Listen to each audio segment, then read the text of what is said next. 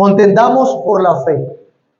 Así hemos llamado esta nueva serie de la exposición de Judas. Y ya en sí mismo el título nos enseña algo, como bien lo veíamos hace 2 semanas. El llamado principal acá es a contender por la fe. Y hoy vamos a ver unos versículos que pueden ser complejos, difíciles, pero que definitivamente son muy claros. Vamos a leer Judas desde el versículo 1 hasta el versículo 7. ¿Estamos ubicados? Dice así la palabra de Dios. Judas, siervo de Jesucristo y hermano de Jacobo, a los llamados, santificados en Dios Padre y guardados en Jesucristo, misericordia y paz y amor os sean multiplicados. Amados, por la gran solicitud que tenía de escribiros acerca de nuestra común salvación, me ha sido necesario escribiros exhortándoos que contendáis ardientemente por la fe que ha sido una vez dada a los santos. Porque algunos hombres han entrado encubiertamente, los que desde antes habían sido destinados para esta condenación, hombres impíos que convierten en libertinaje la gracia de nuestro Dios y niegan a Dios, el único soberano, y a nuestro Señor Jesucristo. Mas quiero recordaros, ya que una vez lo habéis sabido, que el Señor, habiendo salvado al pueblo sacándolo de Egipto, después destruyó a los que no creyeron, y a los ángeles que no guardaron su dignidad, sino que abandonaron su propia morada, los ha guardado bajo oscuridad en prisiones eternas para el juicio del gran día. Como Sodoma y Gomorra y las ciudades vecinas, las cuales, de la misma manera que aquellos, habiendo fornicado e ido en pos de vicios contra naturaleza, fueron puestas por ejemplo, sufriendo el castigo del fuego eterno. Hace 2 semanas hemos visto que había una preocupación inmensa en el corazón de Judas, y esa preocupación se convirtió en un llamado a contender. Parece que Judas ya tenía la intención de escribirle, pero ante esta situación se vio en la premura de escribir de esta manera a estos hermanos. Y lo hace no sin antes presentarse y exaltar en nombre de quien venía.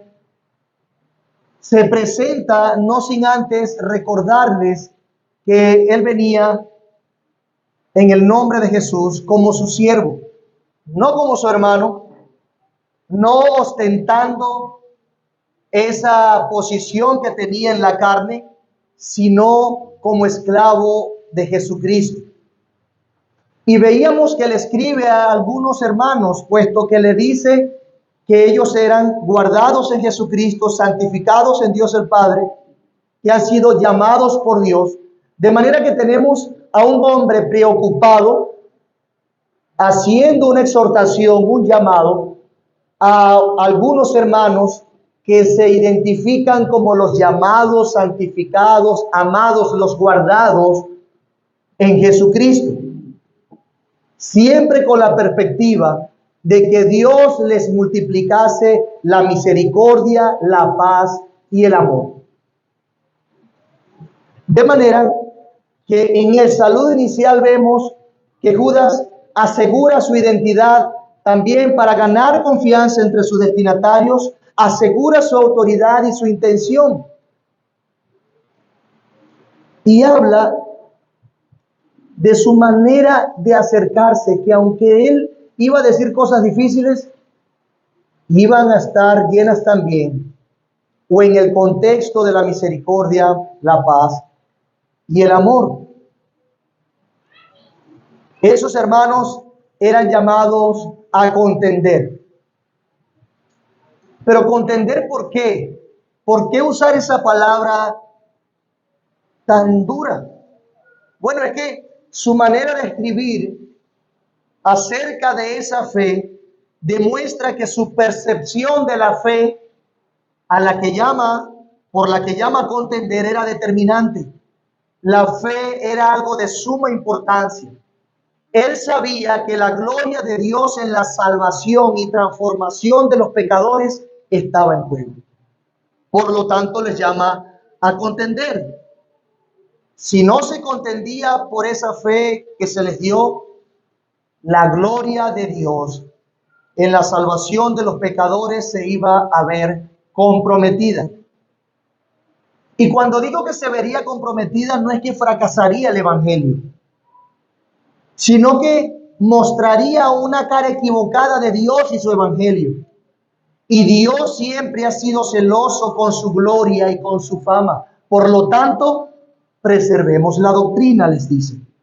Por eso llama con exhortación a contender ardientemente.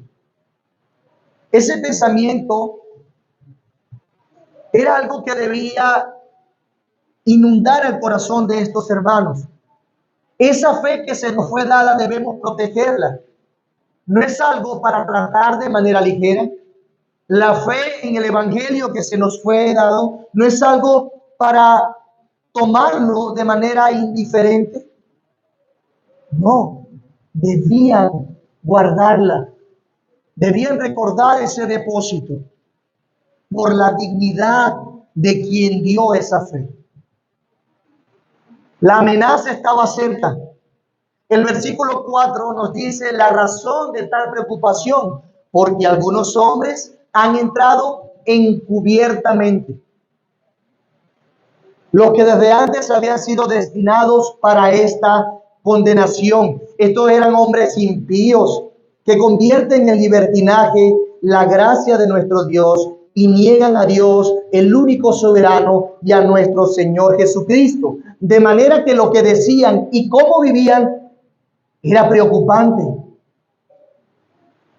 Definitivamente eran hombres impíos que se habían colado.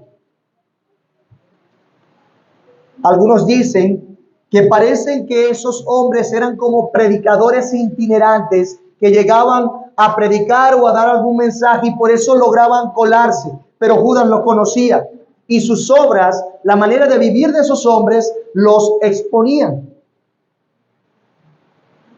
Y una cosa que creo que es importante destacar de la descripción que nos dan aquí de los falsos maestros o de estos hombres falsos es el carácter soberano de Dios en anticipar u ordenar la presencia de ellos en la iglesia. Lo voy a repetir. El carácter soberano de Dios en anticipar u ordenar la presencia de ellos en la iglesia. Dios anticipa que vendrían hombres malos, hombres impíos a tratar de trastornar la iglesia. Y eso lo dice el versículo 4, porque algunos hombres han entrado encubiertamente, los que desde antes habían sido destinados para esta condenación. Destinados para esta condenación. Y allí es donde vamos a ver nuestro primer encabezado. Porque, bueno, en realidad nuestro primer encabezado va a ser destinados y el segundo a condenación. Porque nuestro sermón lo hemos titulado Destinados y Condenados. Destinados y condenados. Así que veamos de qué se trata que estos hombres hayan sido ordenados o destinados para estar por algún tiempo dentro de la iglesia. Esta palabra destinados que aparece en el versículo 4 da la idea de que se está anticipando, ya se había profetizado de ello, Es decir, que iban a venir hombres malos, que iban a hacerle daño, iban a tergiversarle el evangelio, la verdad bíblica, iban a hablar en contra de Dios. Todas las escrituras nos lo muestran. Hablábamos en el primer sermón acerca de esta carta que la simiente de Satanás iba a estar operando activamente para tratar de deshacer las obras de Dios, para dañar el reino de los cielos o el avance del reino de los cielos acá en la tierra. Pero es interesante que Judas diga tal afirmación: nos llamas a contender por algo o contra alguien que ya estaba ordenado para eso, entonces ¿por qué contendemos? Nos mandas a combatir contra personas que ya se había dicho que iban a venir. Es como alguien pudiese pensar, es como que si me dijera, tú sabes lo que yo te voy a pedir en oración, entonces ¿para qué oro? Pero la verdad es que Dios decidió soberanamente obrar a través de las oraciones de sus santos. De la misma manera, Dios decidió obrar a través de su iglesia. Por eso, ¿cómo tomarían estos hermanos tal afirmación de Judas? Cuando en el versículo 4 nos dice que esos hombres habían estado destinados para esta condenación.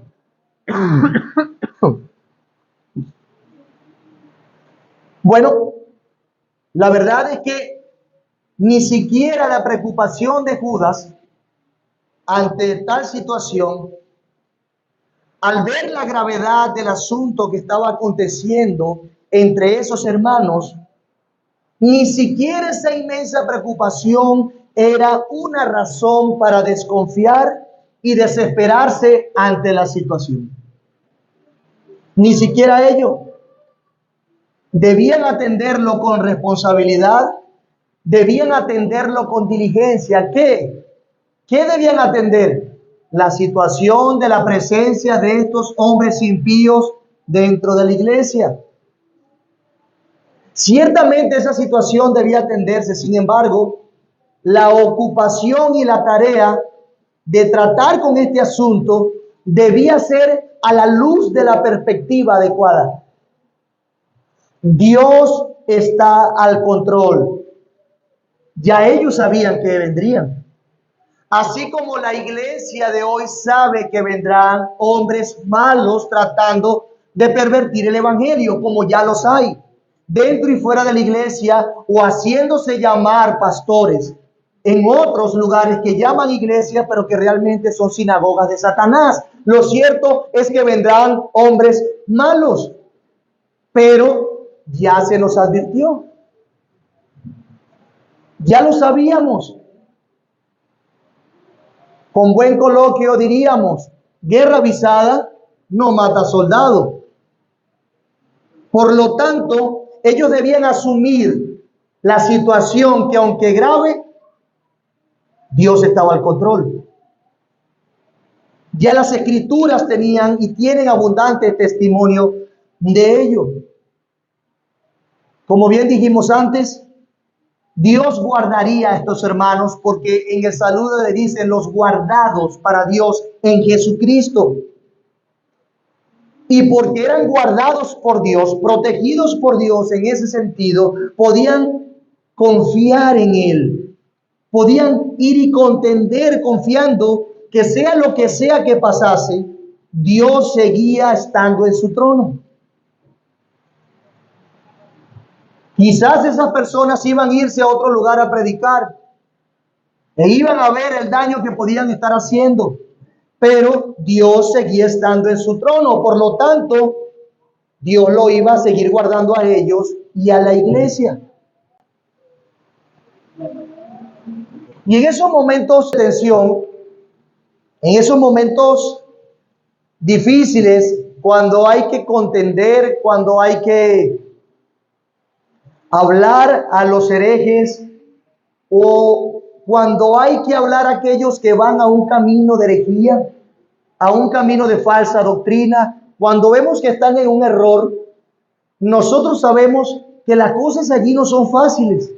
Hablar de esos asuntos señalar algunas verdades.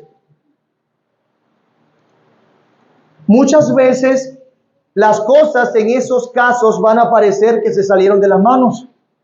Nos vamos a equivocar en el trato del asunto posiblemente. Nuestras pasiones en algún momento quizás nos ganen. Algunos que amábamos se irán. Quizás en algún momento por causa de la falsa doctrina estemos al borde de una división. Posiblemente nuestra imagen se verá comprometida por una supuesta falta de amor, porque tuvimos que desechar a algunos, o simplemente nos duela mucho que se vayan porque no queremos el mal de nadie. Pero mis amados hermanos, la verdad es que las Escrituras los anticipan, nos dice que vendrían, y por más que nos esforcemos, hay cosas que no podremos evitar.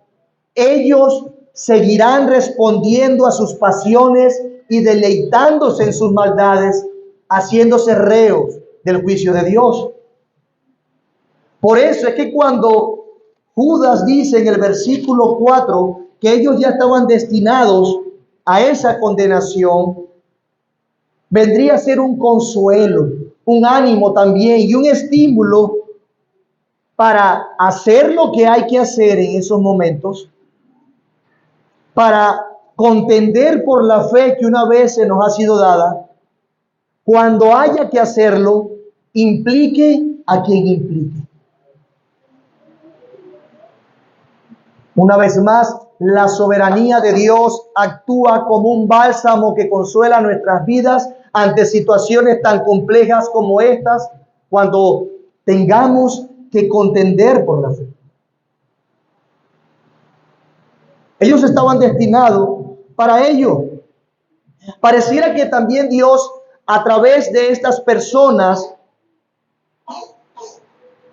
nos los da o permite que vengan y crean momentos de distorsión y de desorden, de herejía y acechanza. Pero pareciera que Dios aún en esos momentos y con estas personas nos da una oportunidad particular de ver claramente qué es lo que debemos evitar y cómo yo sé que alguien va por un mal camino, cómo se ve a alguien que responde a sus propias pasiones y no a Dios. De manera que hay un mal ejemplo que podemos decir, no, ese no es el camino.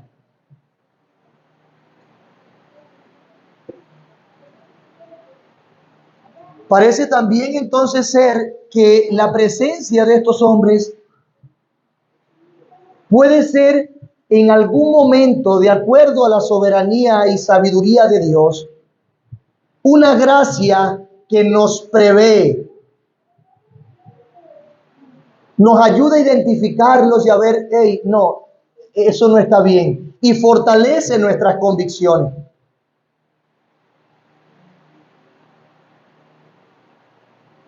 Y más cuando recordamos que Cristo sigue gobernando sobre su iglesia, está al control y Él la preserva. Su palabra no caerá en tierra. Ella será preservada por siempre. Permanece por siempre. Entonces, como le dice Judas a estos hermanos en el versículo 4, los que habían entrado encubiertamente, los que desde antes habían sido destinados para esta condenación. Y además dice en el versículo 5, mas quiero recordaros, y quiere traer entonces un recordatorio. Y este recordatorio que quiere traerles en este contexto apela a la justicia de Dios sobre todo aquel que pretenda enseñar o vivir en desacuerdo con el Evangelio. Y además que lo quiere vivir así, lo intenta promover y enseñarlo a otros de manera equivocada. La justicia de Dios está sobre todo aquel. Y se lo recuerda, lo hace a través de un recordatorio. Y es allí donde vemos o vamos a ver la condenación de ellos. El versículo 5 nos enseña: mas quiero recordaros, ya que una vez lo habéis sabido, que el Señor, habiendo salvado al pueblo, sacándolo de Egipto, después destruyó a los que no creyeron. Versículo 6. Y a los ángeles que no guardaron su dignidad, sino que abandonaron su propia morada, los ha guardado bajo oscuridad en prisiones eternas para el juicio del gran día, como Sodoma y Gomorra y las ciudades vecinas, las cuales de la misma manera que aquellos, habiendo fornicado e ido en pos de vicios contra la naturaleza, fueron puestas, por ejemplo, sufriendo el castigo del fuego eterno. Vean las aseveraciones: castigo del fuego eterno, condenación, destrucción. ¿Quién hizo todo eso? Dios en su justicia. Es un recordatorio que Judas quiere hacerle para apelar a la verdad que ya ha sido establecida desde tiempos antiguos.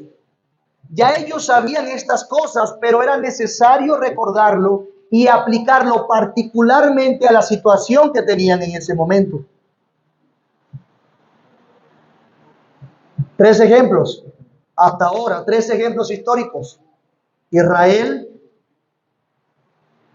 los ángeles y Sodoma y Gomorra. Y en estos 3 ejemplos se destaca que Dios le había dado privilegios a ellos, que Dios le había salvado, le había ayudado o creado con dignidad, pero ellos, aprovechándose, se desviaban y Dios los terminó castigando. O sea, que el mal de ellos debe verse a la luz de la bondad de Dios mostrada para ellos.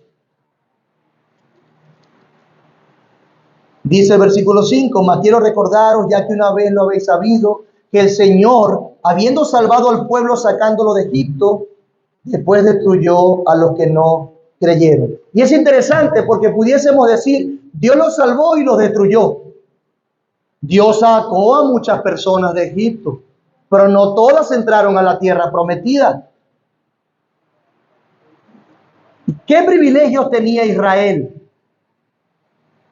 ¿Qué privilegio tenía este pueblo? Bueno, nada más y nada menos tenía el privilegio de ser llamados el pueblo especial de Dios, del Creador. Ellos tenían el privilegio de ver y experimentar los hechos magníficos de Dios.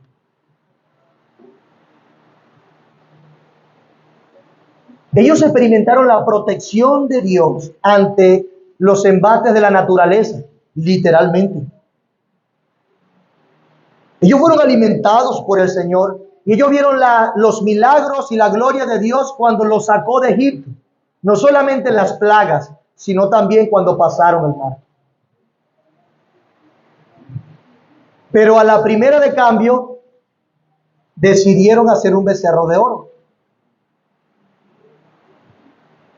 Y no es que se hayan olvidado de Dios por completo. Ellos tenían la perspectiva: mientras que Moisés no viene, Aarón, por favor. Pero era necesario, sus pasiones los llevaban a tener algo ante quien rendirse, adorar a algo, además de Dios. Ellos vieron lo que Dios había hecho, pero a la primera de cambio fueron indolentes, desagradecidos o malagradecidos, incrédulos. Ellos se creyeron más de lo que eran y entendieron que Dios tenía, escúchese bien, el deber. Entendieron que Dios estaba obligado de perdonarlos las veces que ellos quisieran y de cumplir sus caprichos a disposición. Y así oraban y así se dirigían a Dios. Bueno, ellos creían que Dios debía perdonarlos siempre porque Dios los sacó de Egipto. Ellos creían que Dios debía alimentarlos como ellos querían, con el menú que ellos querían, porque Dios los sacó de Egipto. Tú me sacaste, es tu problema, tú resuelves. En pocas palabras. Ellos se fueron en pos de sus caprichos. Las pasiones alcanzaron a Israel y por ello fueron destruidos. No fue que Dios decidió destruirlo en un momento de ira. No, su paciencia fue notoria, pero también fue notorio su rebeldía, la rebeldía de Israel. Un comentarista dice lo siguiente: Judas quiere que todos sus lectores recuerden que todas las personas mayores de 20 años que no creyeron murieron en el desierto. Según Números del 1 al 45 al 46, la suma total de todos los hombres mayores de 20 años eran 603.550. Si agregamos a esta cifra un número igual de mujeres, entonces el total de los que murieron en el desierto rumbo a Canaán llega a 1.207.100 personas. Y si dividimos ese total por el número de días del viaje de 38 años hacia Canaán, después de que Dios pronunciara la pena de muerte, llegamos a la suma sobrecogedora de casi 90 muertes por día, según Deuteronomio 2:14 al 15. Efectivamente, ellos fueron destruidos. ¿Por qué? Por su incredulidad. Su incredulidad fue tal que cuando Dios quería llevarlos a la tierra prometida, enviaron espías para ver la tierra. ¿Y qué dijeron? No, nos van a destruir, no podemos. Dios quiere llevarnos allá para que nos maten. Desconfiaron de Dios en el camino hacia la tierra prometida. Dios quería llevarlos, pero ellos fueron incrédulos y se resistieron hasta el final. Por eso fueron destruidos. Salvados por Dios, destruidos por Dios. Buen título, ¿verdad?, de una predicación. Salvados por Dios en algún momento de la esclavitud de Egipto, pero destruidos por su incredulidad. Destruidos por, escuche bien, pisotear una salvación tan grande. Pisotear una salvación tan grande. A fin de cuentas, la actitud de ellos demostró que nunca amaron a Dios de verdad. Solo querían los beneficios. Entonces estos hermanos a los que le escribe Judas recordarían que Dios juzgó antes y Dios lo hará de nuevo. Lo hará de nuevo una vez y para siempre. Pero notemos, hermanos, que los que fueron destruidos no eran personas ajenas al pueblo de Dios, eran parte del pueblo de Dios. Eran personas que estaban entre el pueblo de Dios, que se decían Israel, pero que no eran realmente de Dios. Y Dios lo sabía y terminó castigándolos. Y esa es la idea que Judas quiere dejar en la mente de sus destinatarios. Aquellos se identifican con el pueblo de Dios y con Dios, pero no son de Dios. Esos hombres impíos serán destruidos. Por mucho que quieran aparentar piedad, por mucho que se llamen cristianos, por muchos que quieran camuflajearse e infiltrarse entre la iglesia, sus pasiones y sus obras los dejan en descubierto. Su vida, su actitud, lo que profesan. Además del ejemplo de Israel, nos da también otro ejemplo en el versículo 6. Léalo allí. Y a los ángeles que no guardaron su dignidad, sino que abandonaron su propia morada, los ha guardado bajo oscuridad, en prisiones eternas para el juicio del gran día. En el caso de Israel, Dios los salva y algunos, los mayores a 20, no terminan entrando a la tierra prometida. Pero en el caso de los ángeles se destaca algo parecido, pero que es importante. Dios creó a los ángeles y luego castigó a algunos ángeles. Cuando dice que no guardaron su dignidad, es que no guardaron su puesto de honor, su autoridad, la gloria particular con que Dios los había hecho. La gloria particular con que Dios los había hecho. Dios quiso que fueran ángeles y los creó como sus ministros celestiales. Pero ellos no guardaron esa morada, sino que la abandonaron. Ellos fueron creados y se les dio un privilegio entre la creación. Sin embargo, despreciaron ese lugar de dignidad. Además dice que abandonaron su propia morada. Despreciaron el lugar que se les había dado para habitar. Y era un lugar lleno de esplendor entre el ejército celestial.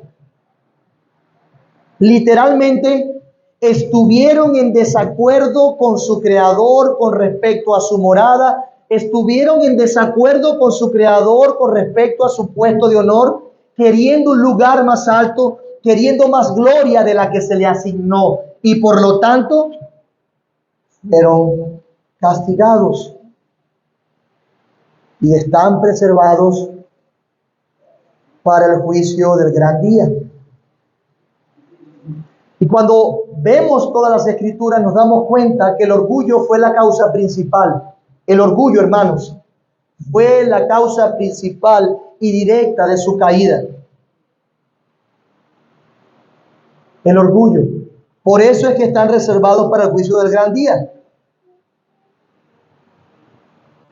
Y lo interesante es que en este pasaje nos dice que sí, están guardados bajo oscuridad en prisiones eternas como retenidos para guardar aquel gran juicio, como cuando alguien se demuestra que es culpable y mientras se desarrolla el juicio o viene el juicio, está en prisión para luego darle la pena final. Más o menos esa es la idea. Pero en este caso no solamente quiere mostrar Judas la idea de que fueron castigados y el juicio de Dios se ejecutó en algún momento como pasó con Israel, sino que también dice y les hace recordar, hay un juicio que viene y los ángeles están preservados para eso. Haciendo reflexionar que aunque no sean castigados en este momento los hombres o esos hombres malos, lo serán en algún momento.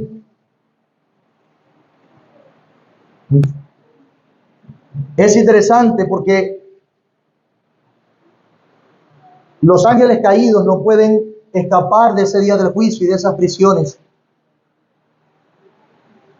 Y los hombres mortales con sus hechos pretenden escapar ellos de ese gran juicio.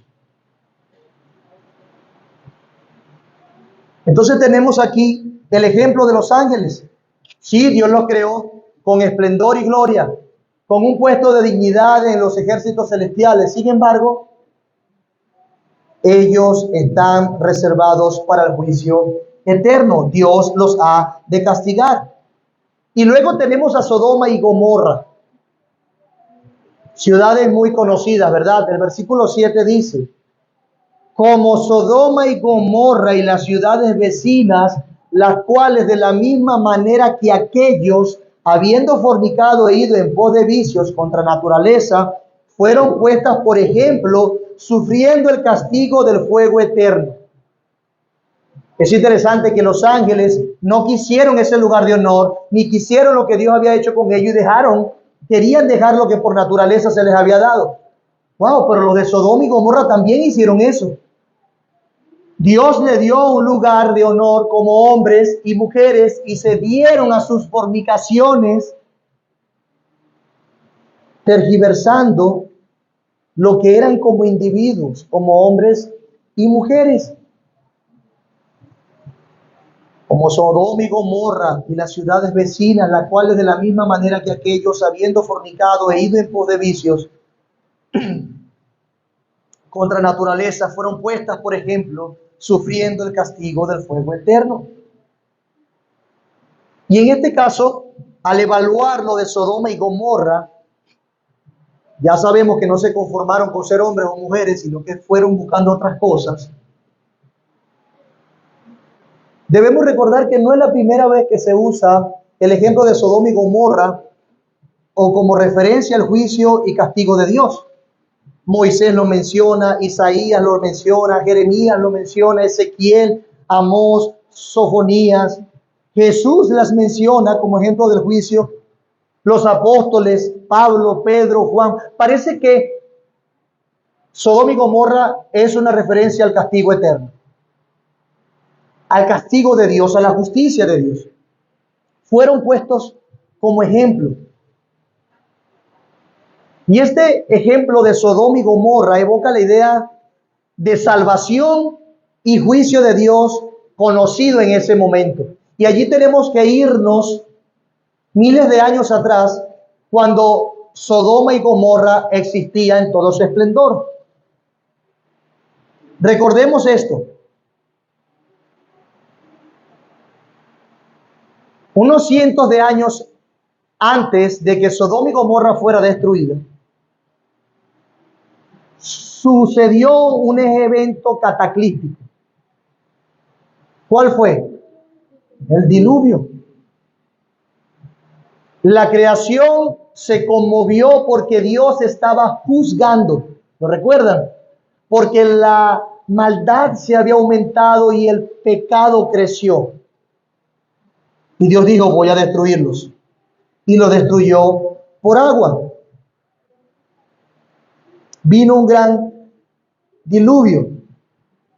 Pero en esa misma historia, luego que Dios le da gracia a Noé y a su familia, decide hacer un pacto con la creación y nos da un arco.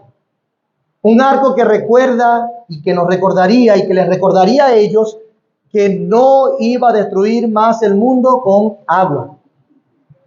Ok, si no lo iba a destruir con agua, o si no iba a castigar en ese sentido con agua, lo iba a hacer con, luego nos dice el apóstol Pedro, con fuego. Pero antes de que dijera el apóstol Pedro eso, ya había una referencia del castigo de Dios a través de azufre y fuego.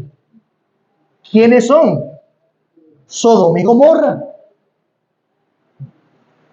Lo que pasó con Sodoma y Gomorra debía ser una advertencia para Israel de cuál sería su fin si se desviaban de la verdad. Si evaluamos el propósito o la intención de Moisés al escribir el libro de Génesis, podemos ver que Moisés quería mostrarle al pueblo de Israel el origen de todas las cosas y el origen de ellos como nación, como pueblo. Moisés quería informar acerca de cómo sucedieron las cosas y así fortalecer su identidad y su fe. Por eso es que Moisés, al contarle al pueblo de Israel lo que había pasado con Sodoma y Gomorra, ellos debían decir, wow, Dios va en serio. Sería una gran advertencia, debía ser una gran advertencia.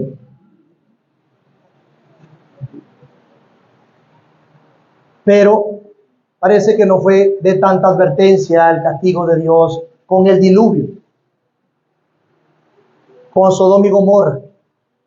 Y en el caso particular de Sodoma y Gomorra, parece que el diluvio no conmovía. Esa historia que le contaron, esa verdad que aún estaba fresca, no fue suficiente para retenernos de su maldad.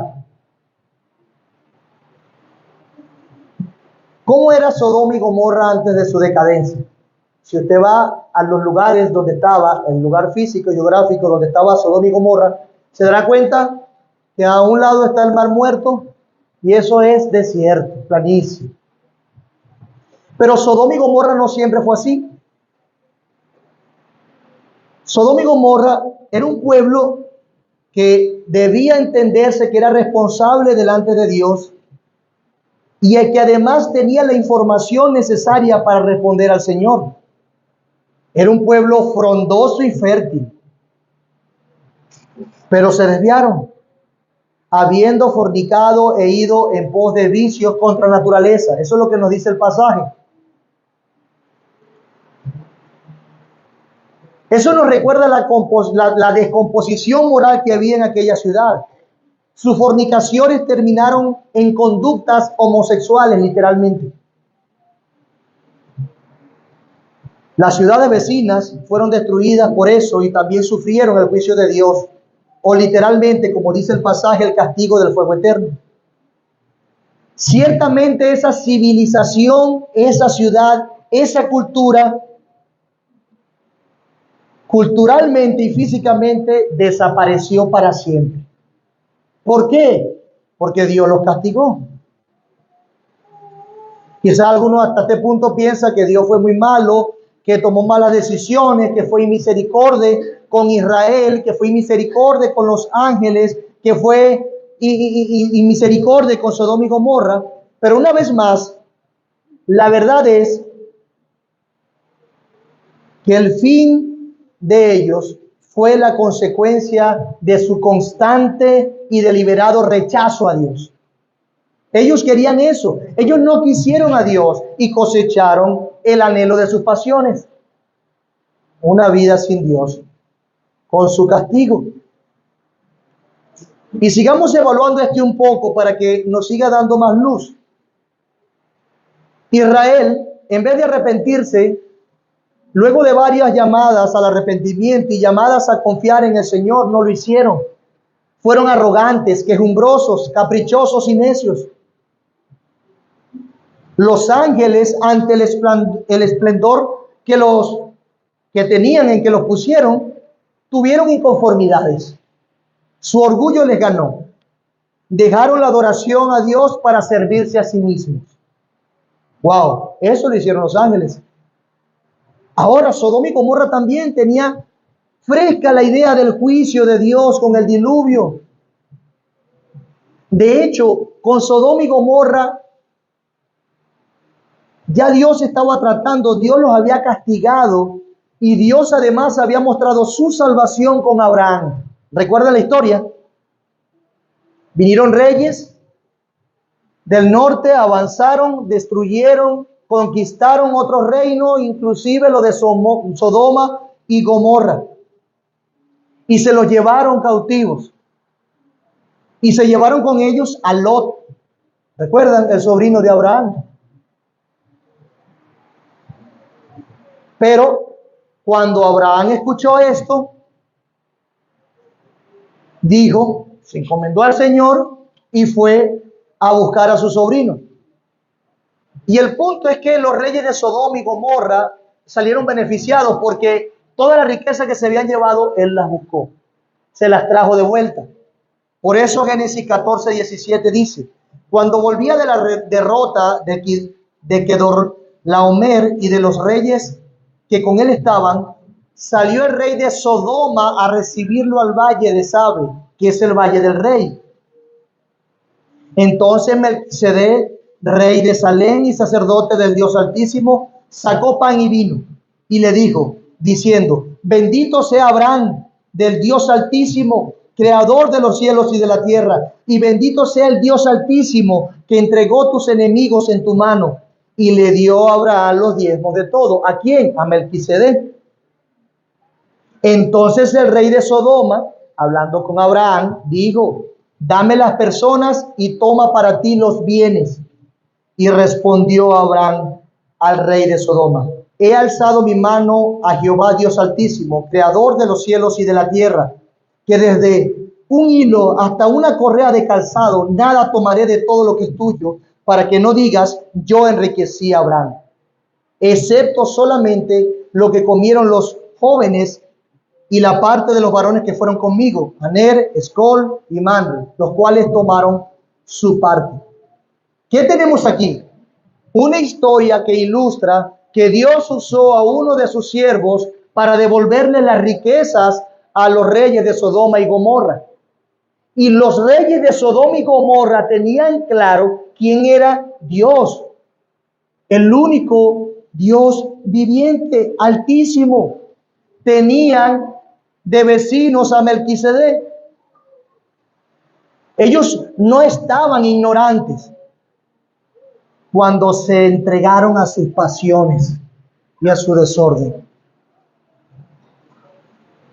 No solamente eso, no solamente Dios mostró su cuidado, no solamente Dios mostró algo de su salvación a través de su siervo Abraham, sino que Sodoma y Gomorra en ese tiempo era una tierra como el huerto del Edén, hacía recordar el huerto del Edén, tierra de riego. Por eso es que dice que se llevaron toda su riqueza, porque realmente eran ricos. ¿Dónde dice en la Biblia que Sodoma y Gomorra era una tierra de riego?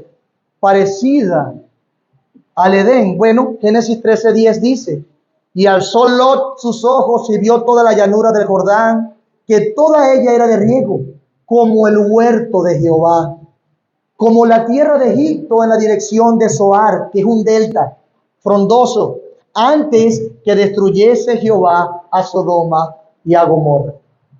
Era un paraíso, pero por su pecado quedó reducido a ruinas y a desierto. A desierto. Hermanos, es claro el testimonio de las Escrituras enseñándonos que Sodoma y Gomorra no tuvo ninguna excusa para pervertirse en sus pasiones. Por lo tanto, fue destruida y entonces puesta como ejemplo del juicio eterno de Dios, del castigo de Dios. Su desvío era inexcusable. No tenían ninguna justificación. Isaías 3:9 dice, la apariencia de sus rostros testifica contra ellos, porque como Sodoma publican su pecado, no lo disimulan. Ay del alma de ellos, porque amontonaron mal para sí. Así eran los de Sodoma y Gomorra, que no disimulaban su pecado. Pero la conducta de estos falsos maestros, de estos hombres impíos que entraron a la iglesia, era también clara. Trataban de camuflajearse, pero sus obras los delataban. Tenían apariencia de piedad, pero con sus hechos lo negaban. Hermanos, el juicio de Dios es real para aquellos que se resisten a permanecer en la bondad de Dios. Dios va a juzgar, Dios va a castigar, hermanos. Dios es real. El juicio de Dios es inminente y la historia lo respalda. La historia nos enseña que Dios efectivamente es real y que castigó. La historia nos enseña que Dios es un Dios bondadoso, de misericordia, que actuó para el bien de sus criaturas, pero ellas le rechazaron. Y ahora había hombres que estaban entrometiéndose, aprovechándose del evangelio y de algunas verdades aisladas para promover su propio pecado, para promover su propio ego, para hacer de la gracia de Dios un libertinaje para su propia fama. No estaban allí por Cristo, estaban por sus vientres.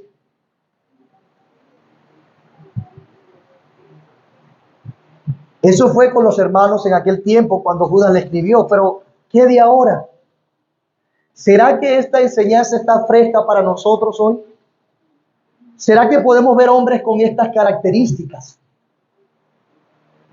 ¿Será que es necesario que recordemos y recordemos a otros el juicio de Dios contra aquellos que se rebelan contra Él? Sí, mi amado hermano. Cristo vino.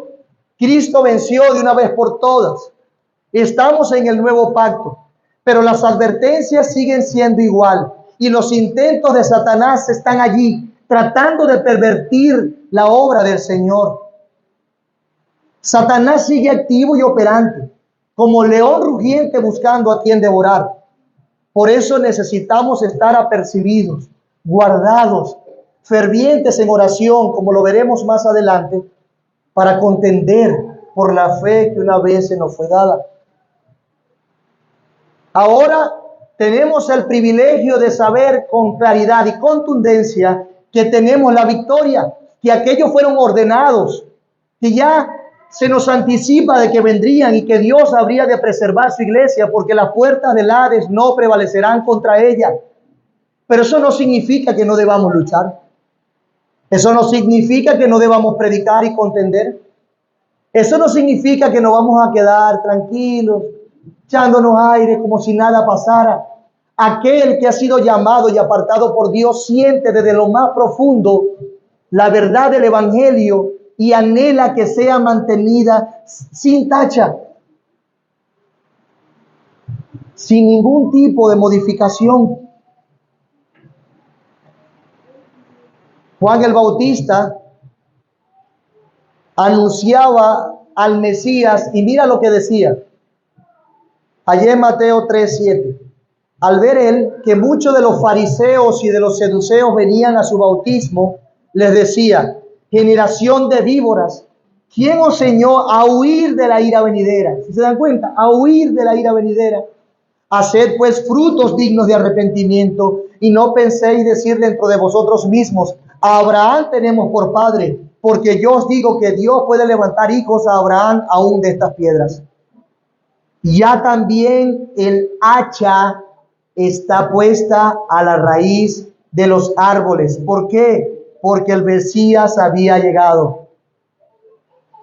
El hacha está puesta a la raíz de los árboles. Por tanto, todo árbol que no da buen fruto es cortado y echado en el fuego. Yo a la verdad os bautizo en agua para arrepentimiento, pero el que viene tras de mí, cuyo calzado yo no soy digno de llevar, es más poderoso que yo. Él os bautizará en Espíritu Santo y fuego. ¿Y qué pasará con él? ¿Quién será él, Juan? Su aventador está en su mano y limpiará su era y recogerá su trigo en el granero y quemará la paja en fuego que nunca se apagará. Sí, el Cordero inmolado que quita el pecado del mundo, pero regresará a hacer juicio. Regresará a dar su paga a cada quien, conforme a sus obras y su pensamiento. Hermanos, Dios conmovió la creación para salvar a un pueblo y para castigar a los incrédulos. Dios conmovió los cielos para aprisionar a los ángeles que dejaron su ministerio. Dios conmovió su creación para raer de la faz de la tierra a toda una civilización. Dios conmoverá los cielos y la tierra para que Jesús juzgue definitivamente el universo entero. Nadie escapará. No importa dónde se esté, qué lugar de honor ostentes, cuánta riqueza tengas, o a qué doctrina, denominación, religión o filosofía pertenezcas. El juicio de Dios vendrá sobre aquellos que sistemáticamente han despreciado a Cristo, estén dentro o fuera de la iglesia. Él ha de juzgar.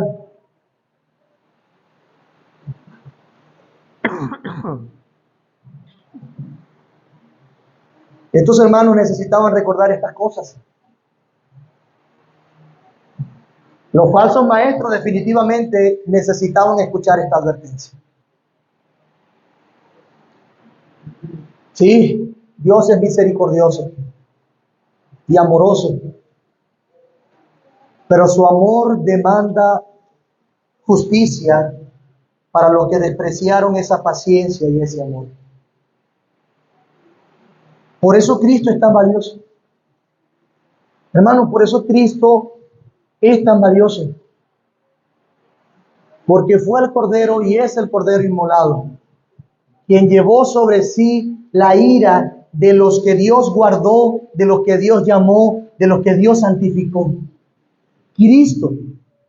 Y ellos mismos, con esa potencia que recibieron de Dios y ese espíritu que Dios le dio, de su espíritu, pueden seguir haciendo el ministerio hasta que el gran día del juicio final se acerque, anunciándole a los hombres que Jesús vendrá, que no hay paz, que la única manera de hallar paz es en Cristo Jesús y solamente en Él, que aquel que le rechaza, a todo aquel que le rechaza será juzgado y castigado, porque la misericordia y la bondad de Dios se expresó en Cristo, mató a su propio Hijo para que tengamos vida eterna. Por lo tanto, el castigo será proporcional a su obra redentora. A su obra redentora. ¿Qué va a pasar con los hombres que no se arrepientan? ¿Qué va a pasar con los falsos? Hermanos, Dios los destruirá. No queremos ser indolentes, pero bienaventurado el que tiene hambre y sed de justicia. Por eso necesitamos seguir reflexionando. Si ese es el fin de aquellos, debemos tener un profundo temor en nuestros corazones de no caer en eso. No veamos las cosas tan lejos de nosotros. Piensa en la conducta de estos hombres que brevemente hemos descrito y que emplearemos después. Hombres que usan la gracia como libertinaje, que desprecian la autoridad de Dios, en otras palabras, el señorío de Jesucristo sobre su vida. Piensen las veces que nosotros hemos despreciado el señorío de Jesucristo. No hemos querido hacer lo que Cristo nos manda hacer. Hemos usado su gracia como libertinaje. Bueno, Dios me va a perdonar. Temor debe haber en nuestros corazones para no caer en eso. Temor. Y guardados, como ya hemos sido guardados. De hecho, usando la referencia de Sodoma y Gomorra, Isaías dice en el capítulo 1, versículo 9, si Jehová de los ejércitos no nos hubiese dejado un resto pequeño o un remanente, como Sodoma fuéramos y semejantes a Gomorra. ¿Qué está diciendo el profeta? Si Dios no nos hubiese preservado en su soberanía y en su misericordia, hubiésemos terminado como Sodoma y Gomorra. No somos mejores. Todavía se sigue escuchando el eco de la justicia de Dios en la historia. Y no solamente en la historia, sino en las conciencias de cada uno que se expone a la palabra de Dios. Inclusive si no se expone, la conciencia le acusa o le excusa. Los ecos de Dios en la mente de sus criaturas siguen estando allí vibrantes para recordarles que deben volverse a su Señor. Hemos sido guardados por Dios, por su misericordia. Por lo tanto, ¿qué debería hacer yo entonces? ¿Qué debería hacer yo como creyente ante esta verdad? ¿En qué debería pensar? Bueno, en eso mismo. Cuídate de no caer en lo mismo. Debemos recordar que el juicio de Dios viene sobre todo tipo de hombres. Y eso debería estimularnos también a preservar en la fe a todos los que están a nuestro alrededor. Amarlos de tal manera que le recordemos el Evangelio una y otra vez. Eso debería estimularnos a preservarnos en el Evangelio, de cuidar nuestra salvación con temor y temblor. Esto nos advierte, pero también nos anima a desenmascarar a los perversos, a combatir en piedad, con piedad. Una vez más, el llamado es, el juicio es real, han sido destinados, podemos confiar en el Señor, somos guardados, hemos de predicar el Evangelio y a contender ardientemente por la fe. El saber que los hombres ya habían sido anticipados u ordenados para esa condenación, debería también llenarnos de sabiduría, templanza, tacto, valor y de confianza para contender piadosamente. Escúchese, piadosamente. No estoy llamando a que seamos unos guerreros de las redes sociales. No. Ni que seamos unos arrogantes. Recuerden, el hecho de que Dios esté en control y que nos haya dado su gracia de esa manera, nos debe llevar más bien a ser sabios, templados, con valor, sí, para decir lo que tenemos que decir en su momento. Confianza, pero arrogantes nunca. ¿Desacertados? No.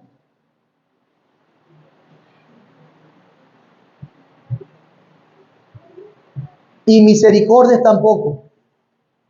Ya dijo el apóstol Pablo también, que pueda corregir con mansedumbre, por si quizás Dios le concede arrepentimiento a alguno de ellos. Pero esto también nos enseña que habrá un final. Un final. Dios castigó y dijo que iba a castigar. Más temprano que tarde estaremos gozando en plenitud de justicia con Cristo. Y eso nos debería alentar. Hermanos, Dios una vez más reivindicará su gloria y santidad eterna. Él lo hará. Por eso recordemos la dignidad y la pureza de la iglesia. Recordemos quiénes somos nosotros como iglesia. El amor que debemos tener por ella. El celo, el deseo por cuidarle. Claro, haciendo uso de los medios bíblicos. Y cuando estemos en el contexto de Judas, que ya las cosas hayan avanzado, contender ardientemente. Mientras tanto, preservemos nuestra iglesia. Mantengámonos en la sana doctrina, estudiemos la palabra de Dios fielmente. Reunámonos a estudiar, aconsejémonos entre nosotros mismos, oremos los unos por los otros. Vamos a advertirnos, hermano, por ahí no es. Ten cuidado que ese fin es. Recordemos entonces la dignidad de la iglesia, que a Judas también le motivó eso para escribir como escribió. El Señor nos ayude a confiar siempre en Cristo y démosle gloria porque en su justicia nos salvó y ahora nos capacitó para contender. Y nos recuerda una vez más, yo juzgaré, yo juzgaré. Confiemos en el Señor y guardémonos en piedad para Él. Amén. Oremos. Padre bueno, gracias por tu palabra una vez más. Gracias porque en Cristo podemos ver cómo tú nos salvaste de tan grande condenación, que era justa y santa, que es justa y santa. Gracias, Señor. Ver el juicio que pronunciaste antes nos recuerda que nos amaste mucho y tuviste mucha paciencia por nosotros. Ahora, con esa paciencia, misericordia, pero también con la pasión que caracteriza a alguien que tú has transformado, ayúdanos a mantenernos firmes en la fe y a presentar un frente firme de verdad, de doctrina pura, del evangelio verdadero, aquel que es poder de Dios para salvación. Ayúdanos, Señor, a detestar cada vez que alguien quiera tergiversar tu palabra, pero asumirlo con sabiduría. Ayúdanos también cuando fuese momento, por favor, a señalar los falsos, con nombre y apellido si fuese necesario, para la gloria de tu nombre. Te pido por todos aquellos que han llegado a lugares donde tu palabra es usada y esclavizada para sacar provecho. Te pido por aquellos que han sido confundidos, para que tú los preserves y los saques de aquellos lugares. También te ruego para que tú, conforme a tu soberanía y tu voluntad, levantes a algunos de ellos como tu heraldo y recuerde tu evangelio a aquellos perversos. Te ruego, Señor,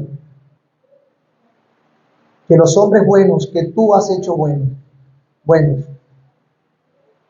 puedan levantarse contra los malos y hacer algo por tu Espíritu, Señor.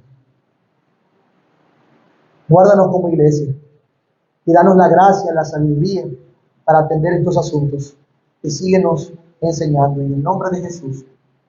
Amén.